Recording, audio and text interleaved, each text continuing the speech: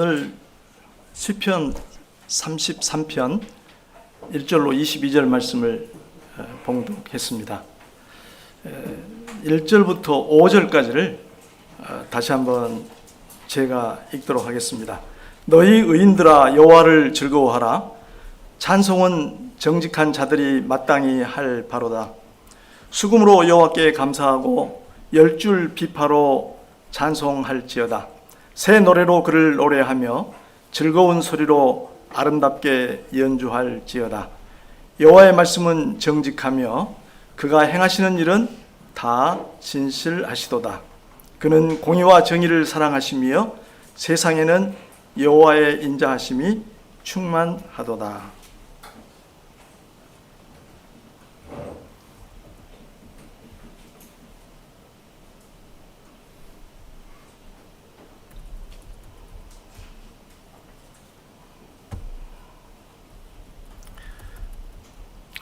오늘 설교의 제목을 1절의 표현을 따서 여호와를 즐거워하라고 붙였습니다. 시편 말씀, 시편은 내용상 몇 가지로 분류됩니다. 찬양의 시가 있고 감사의 시가 있고 탄식의 시가 있고 신뢰의 시가 있고 또 왕과 관련된 제왕의 시가 있고 또 율법과 관련된 토라의 시도 있습니다. 때로는 한 시에 두 가지 이상의 내용이 겹쳐 나오기도 합니다. 시편 23편은 찬양의 시에 속합니다. 이 시편에서 시인은 독자들에게 여호와를 즐거워하라고 초대하고 이어서 그 이유를 길게 제시한 후에 끝으로 그에 대한 반응을 노래하고 있습니다. 이 시가 짧지는 않은 시인데 전체 내용을 큰 그림으로 살펴보려고 합니다. 우리가 시편의 시를 생각할 때 그 시를 쓴 사람이 누구인가, 그리고 어떤 상황에서 썼는가를 아는 것은 참 도움이 되는데, 이 시는 쓴 사람이 누구인지 표기되어 있지 않습니다. 다윗일 거라고 생각하는 분들이 있지만 증거는 없습니다. 또한 이 시가 어떤 상황에서 어떤 경우를 위해 쓰였는지도 명확하지 않습니다. 그러므로 우리는 시의 내용 속에서, 시의 식기 속에서 그런 것들을 생각하면서 이 시의 뜻을 찾아가야 할 것 같습니다. 그러나 우리가 때를 막론하고 이 시는 언제라도 읊조리기에 매우 아름답고 감동적인 시입니다. 시편 23편을 우리가 애송하고 있는데 시편 33편도 참 우리가 사랑할 만한, 모든 시가 그렇겠지만 그런 시라고 생각됩니다. 이 시에서 시인은 하나님의 위대하심과 그분의 풍성한 사랑을 노래합니다. 이 시에서 묘사한 하나님의 어떠하심, 그것은 우리를 하나님을 향한 경외와 사랑으로 이끌어 줄 것입니다. 세 문단으로 나누어서 생각을 해보겠습니다. 첫째 문단 1절부터 3절입니다. 여러분 성경을 보시면서 함께 생각해 봅시다. 그 부분은 하나님 찬송으로의 초대라고 할 수 있습니다. 하나님 찬송으로의 초대. 1절부터 3절을 우리 한 목소리로 읽어보도록 하십시다. 1절부터 3절. 너희 의인들아 여호와를 즐거워하라. 찬송은 정직한 자들이 마땅히 할 바로다. 수금으로 여호와께 감사하고 열줄 비파로 찬송할지어다. 새 노래로 그를 노래하며 즐거운 소리로 그밖에 연주할지어다. 시인은 독자들에게 하나님을 찬송하라고 초대합니다. 여호와를 즐거워하라를 다른 번역 성경을 보면 즐거워 외치라, 좀 잔잔하게 즐거워하는 것보다는 즐거워 외치라, 그 즐거움을 강렬하게 숨기지 말고 표현하라는 그런 뜻으로 비칩니다. 1절에 의인들과 정직한 자들은 하나님을 경외하는 사람들을 가리키는 전형적인 표현입니다. 그들은 하나님의 은혜로 죄를 용서받고 구원을 얻어 올바르게 살아가는 사람들이기 때문입니다. 시인은 1절에서 찬송의 당위성을 밝히고 있습니다. 찬송은 정직한 자들이 마땅히 할 바로다. 이어서 이 3절에서 그러면 어떻게 찬송할 것인지를 제안하고 있습니다. 수금으로 여호와께 감사하고 10줄 비파로 찬송할지어다. 수금과 비파는 오늘날의 피아노나 바이올린처럼 당시의 대표적인 악기였습니다. 3절에 보면 새 노래로 그를 노래하며 즐거운 소리로 아름답게 연주할지어다. 그는 목소리를 높여서 하나님을 찬송할 뿐만 아니라 좋은 소리 나는 악기로 찬송하고 찬송할 때 마음에 하나님으로 인한 즐거움과 감사를 품으라고 말합니다. 그는 나아가서 새 노래로 하나님을 찬송하라고 권유합니다. 새 노래란 반드시 새로운 곡을 말하는 것은 아닙니다. 새 노래란 하나님의 어떠하심에 대한 새로운 인식에서 나오는 노래, 즉 새로운 마음을 새롭게 하여 드리는 찬송을 말합니다. 찬송은 음악적인 요소와 더불어서 찬송 받으실 분에 대한 새롭고 신선한 인식 또는 각성을 동반해야 한다는 것입니다. 이처럼 시인은 하나님을 찬송하고자 하는 뜨거운 마음을 품고 우리를 하나님 찬송으로 초대합니다. 그럼 시인이 우리에게 이토록 간곡히 하나님을 찬송하라는 이유는 무엇입니까? 둘째 문단에서 그것을 말해주고 있습니다. 4절부터 19절까지 좀 길게 하나님 찬송의 이유 또는 하나님 찬송의 내용 이렇게 얘기할 수 있겠습니다. 먼저 4절부터 5절을 우리 같이 읽어봅시다. 여호와의 말씀은 정직하며 그가 행하시는 일은 다 진실하시도다. 그는 공의와 정의를 사랑하시며 세상에는 여호와의 인자하심이 충만하도다. 시인은 먼저 하나님을 찬송하라는 이유를 열거합니다. 4가지 주제로 제시되어 있습니다. 4, 5절 각절에 둘씩 들어있는 걸 여러분 관찰해 보시기 바랍니다.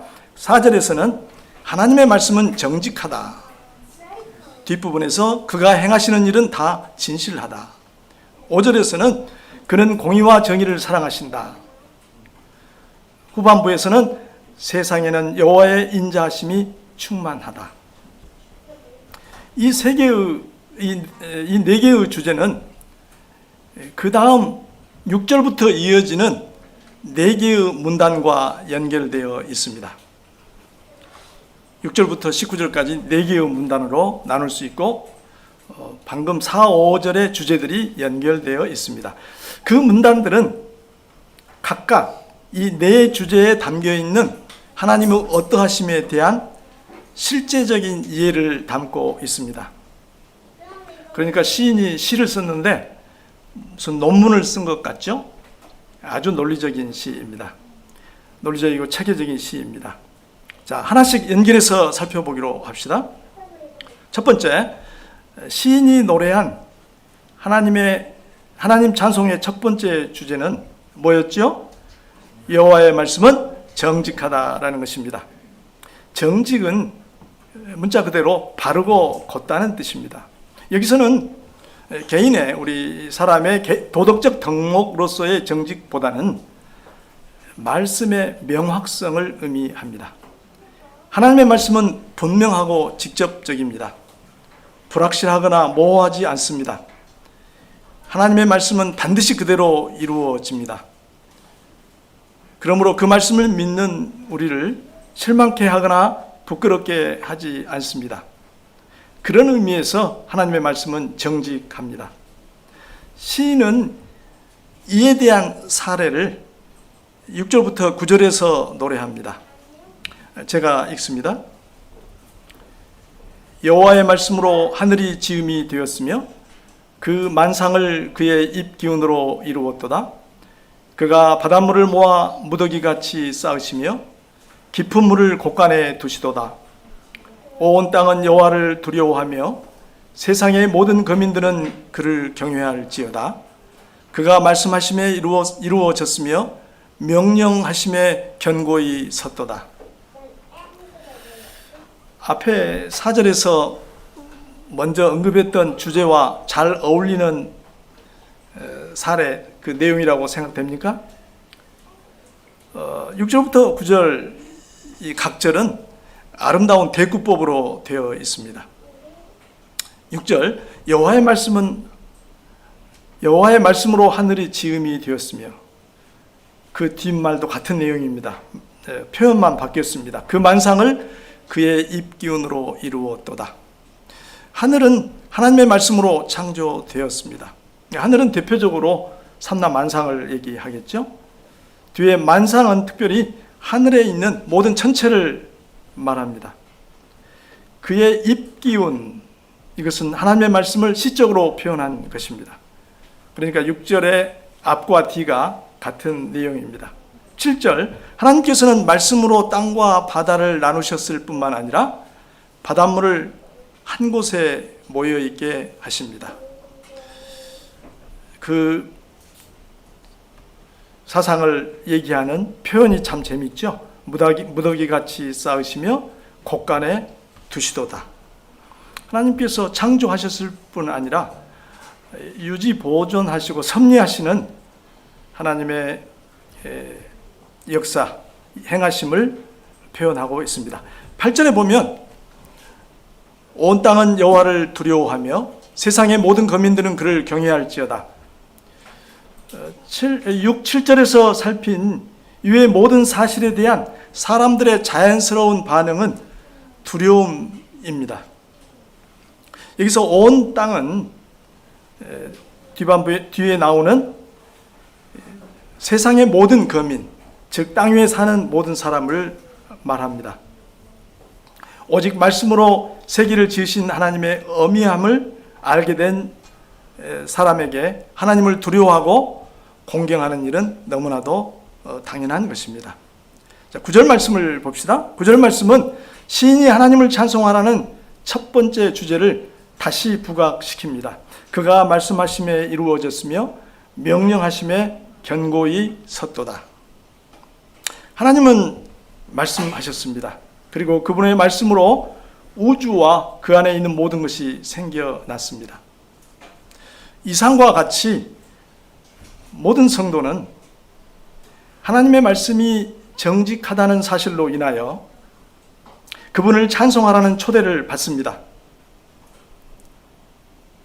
하나님은 그 말씀으로 모든 것을 만드셨고 보존하시고 섭리하십니다. 이제 다음 곡지로 넘어가죠. 시인이 노래한 하나님 찬송의 두 번째 주제는 4절 후반부에 뭐였습니까? 하나님이 행하시는 일은 다 진실하다라는 것입니다. 여기서 하나님이 행하시는 일은 창조보다 훨씬 더 광범위합니다.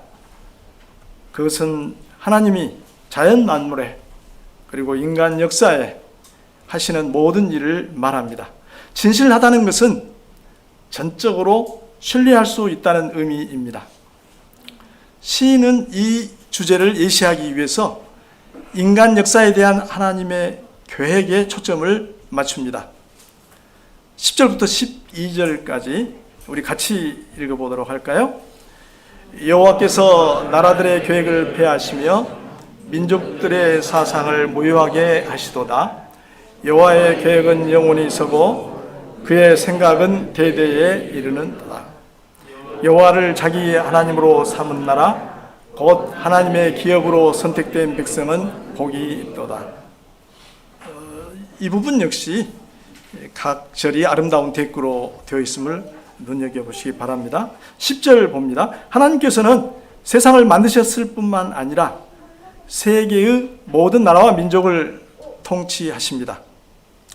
세계의 역사는 강대국과 힘센 권력자들이 움직이는 것 같이 보이지만 그것은 피상적인 관찰에 불과합니다.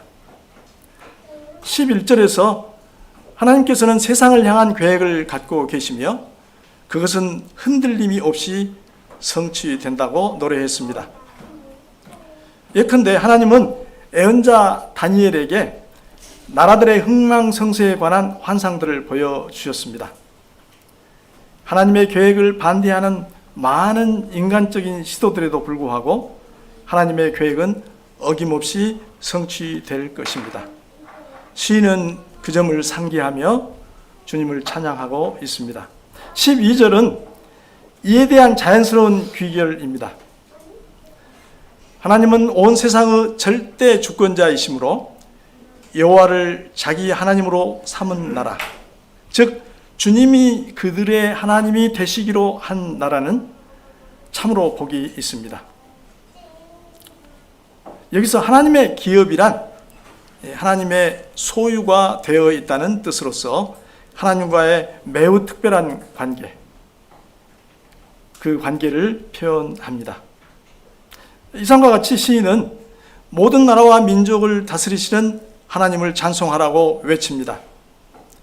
그분은 세상에 대해 완벽한 계획을 갖고 계시며 그 계획은 반드시 성취될 것입니다. 이제 다음 꼭지로 넘어가기로 하죠.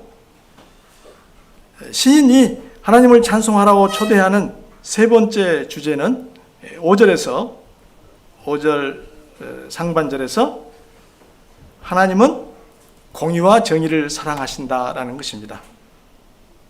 공의, 즉 공평이란 어느 한쪽에 치우치지 않고 고른 것을 말하고, 정의는 흔히 사회나 공동체를 위한 옳고 바른 도리를 의미합니다. 이 둘은 인간 사회에 너무나 중요한 요소입니다. 한국 사회는 공평과 정의, 즉 공정의 이슈로 홍역을 치르고 있습니다. 너도 나도 남을 손가락질하면서 내로남불이라고 비판합니다. 다 그 배후에 공정하지 못하다는 얘기가 깔려 있겠죠. 그러나 많은 경우에 그들이 외치는 공정은 욕망을 감추려는 가면일 뿐입니다. 이 어지러운 세상 속에서 시인은 하나님을 찬송하자고 초대합니다. 하나님은 공평과 정의를 사랑하시는 분이기 때문입니다. 이 사실은 성도들에게 용기와 위로의 원천이 됩니다. 시인은 이 주제에 대한 실제적인 예를 13절부터 15절에서 노래하고 있습니다. 여기도 우리 같이 읽어보도록 하죠. 여호와께서 하늘에서 굽어보사 모든 인생을 살피시며 곧 그가 거하시는 곳에서 세상의 모든 거민들을 굽어 살피시는도다. 그는 그들 모두의 마음을 지으시며 그들이 하는 일을 굽어 살피시는 이로다.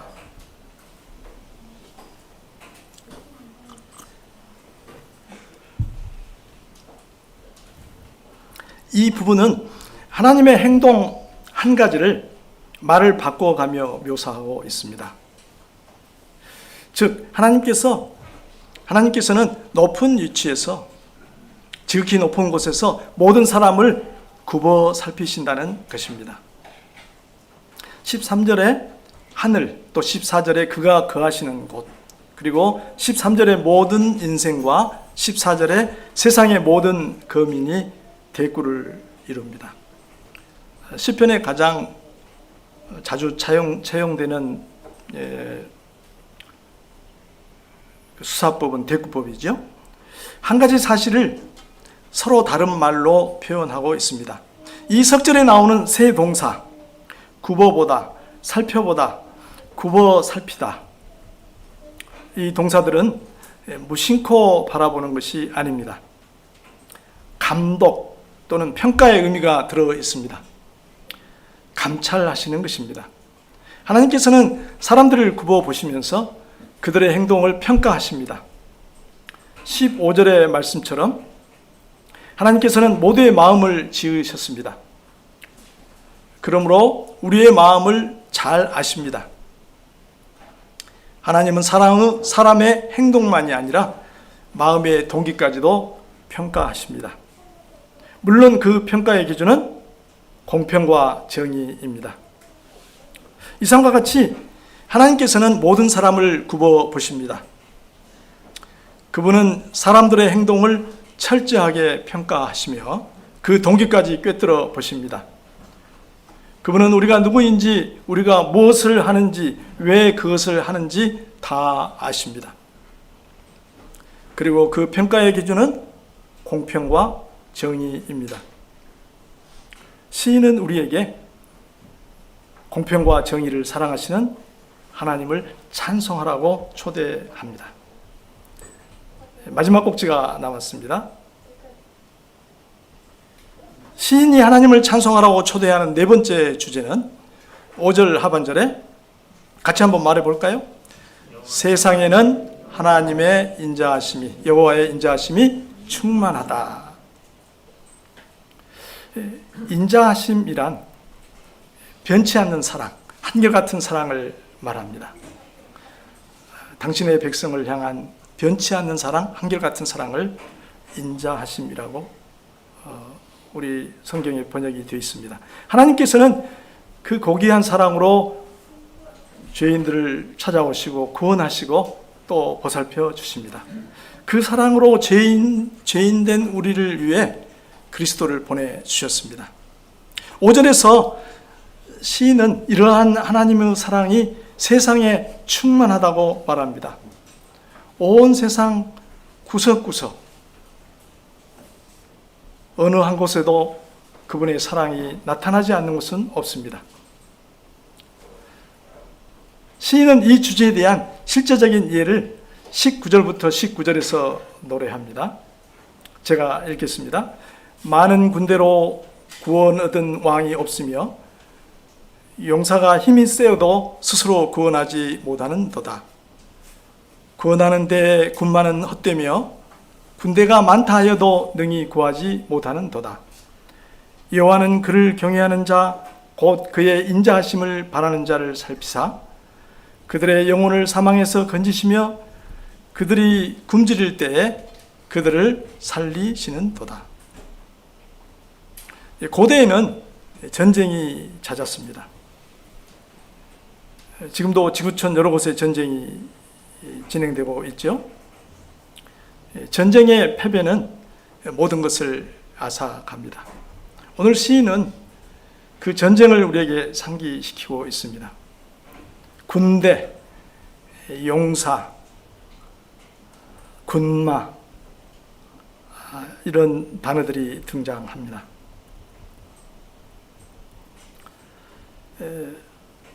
전쟁이 가져오는 그 비참함은 너무나 크기에 사람들은 승리를 위해 강한 군사력을 원합니다.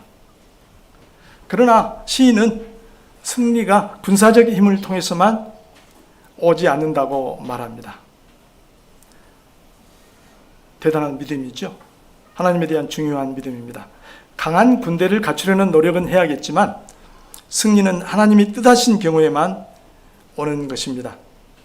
반면에 우리는 참으로 의지할 때가 있습니다. 하나님의 사랑이 변치 않는다는 사실입니다. 하나님께서는 그분을 경외하는 자를 죽을 자리에서 건져주시고 굶주릴 때에 살려주십니다. 시인은 풍성한 사랑으로 그분의 백성을 도우시는 하나님을 찬송하라고 초대합니다. 이상과 같이 시인은 네 가지 주제로 하나님의 어떠하심을 노래합니다. 여호와의 말씀은 정직하다. 하나님의 행하시는 일은 다 진실하다. 하나님은 공의와 정의를 사랑하신다. 세상에는 하나님의 인자하심이 충만하다. 이제 마지막 문단 생각해 보겠습니다. 20절부터 22절 하나님 찬송의 결말이라고 붙여봤습니다. 20절부터 22절을 우리 같이 읽어봅시다. 우리 영혼이 여호와를 바라며 그는 우리의 도움과 방패시로다. 우리 마음이 그를 즐거워하며 우리가 그의 성호를 의지하였기 때문이로다. 여호와여 우리가 주께 바라는 대로 주의 인자하심을 우리에게 베푸소서.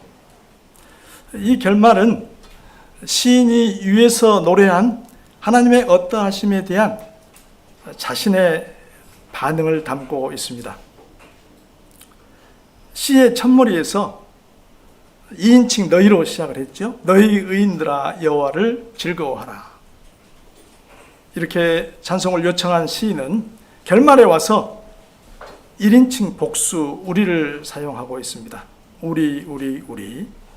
그럼으로써 독자들을 대표한다고 할까요? 대신하여 노래하고 있습니다. 자, 시인의 첫 번째 반응은 20절에서 여호와를 바라는 것입니다. 여호와를 바라는 것. 바란다는 것은 참을성 있게 인내하며 기다린다는 뜻입니다. 하나님께서 도와주시고 보호해 주실 것을 믿고 그분을 기다리는 것입니다. 방패라는 말이 그분의 보호하심을 표현하고 있죠. 두 번째 반응은 21절에서 우리 마음이 그를 즐거워하는 것입니다. 즉 하나님 때문에 마음이 기쁜 것입니다.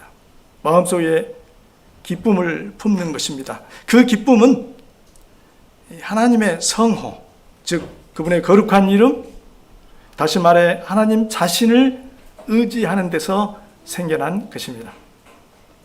시인의 세 번째 반응은 22절에서 기도의 반응입니다. 여호와여 우리가 주께 바라는 대로 주의 인자하심을 우리에게 베푸소서. 다시 여기서 인자하심은 당신의 백성을 향한 하나님의 한결같은 사랑을 말합니다. 22절을 세번역 성경에서는 이렇게 표현합니다. 우리는 주님을 기다립니다. 주님, 우리에게 주님의 한결같은 사랑을 베풀어 주십시오. 이상과 같이 시인은 하나님의 어떠하심을 노래한 후에 하나님을 기다리고 하나님을 기뻐하며 하나님께 한결같은 사랑을 베풀어 주시라고 기도합니다. 오늘 말씀을 정리해 봅시다. 시인은 우리를 하나님 찬송으로 초대한 후에 하나님 찬송의 4가지 주제와 그 각각의 실제적인 예를 노래했습니다. 그리고 끝으로 그러한 하나님에 대한 3가지 반응을 표현하고 있습니다. 이 시는 하나님 찬송이 그 목적이지만 하나님이 어떤 분인가에 대한 잘 정리된 사상을 전달합니다. 하나님에 관한 바르고 풍부한 지식은 하나님을 향한 경외와 사랑을 유발합니다. 시인의 반응이 그것을 잘 보여줍니다. 그의 반응은 곧 우리의 반응입니다. 시인의 반응을 다시 반복하는 것으로 결론을 맺겠습니다. 우리가 주님을 기다립니다. 우리 마음이 주님 때문에 기쁩니다.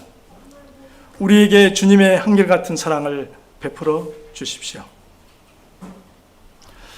성도 여러분, 이제 조용히 잠깐 동안 오늘 하나님께서 우리에게 주신 말씀에 여러분 자신의 반응을 여러분 마음의 소리로 하나님께 아뢰시기를 바랍니다. 그런 후에 제가 기도하겠습니다.